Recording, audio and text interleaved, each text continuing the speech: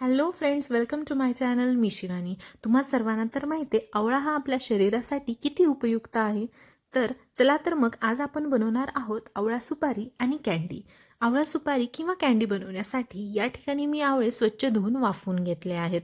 10 ते 15 मिनिटाच्या आत आवळे छान वाफून त्याच्या पाकळ्या सोडायला लागतात. थंड झाल्याच्या नंतर आपल्याला बिया वेगळ्या करून त्याचे लहान लहान तुकडे तयार करून घ्यायचे आहेत. आवळा कँडी किंवा सुपारी बनवण्यासाठी इथपर्यंतची प्रोसेस सेम आहे. यापुढे आवळा कँडी बनवण्यासाठी आपण यामध्ये साखर टाकणार आहोत. साखर किती घालायची तर 1 किलो जर आवळ्याच्या फोडी असतील तर त्यामध्ये तुम्ही पाऊण किलो साखर टाकू शकता.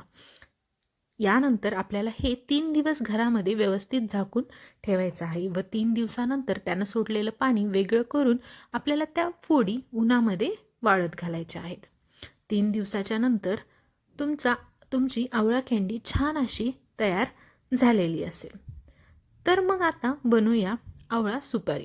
आवळा सुपारी बनवण्यासाठी आपल्याला एक मसाला तयार करायचा आहे, ज्यामध्ये आपण घेतले हिंग, मीठ, चाट मसाला, ओवा आणि जिरे याची पावडर आणि काळं मीठ. या प्रकारे हा मसाला व्यवस्थित मिक्स करून आपल्याला उकळून घेतलेल्या आवळ्यांच्या फोडीवर व्यवस्थित टाकून घ्यायचा आहे. त्या फोडी व्यवस्थित त्या मसाल्याने कोट झाल्या की आपल्याला डायरेक्ट सनलाईटच्या खाली या फोडी 3 ते 4 दिवस ठेवायच्या आहेत. तुम्ही बघू शकता की आपली आवळा कँडी छान अशी तयार झालेली आहे,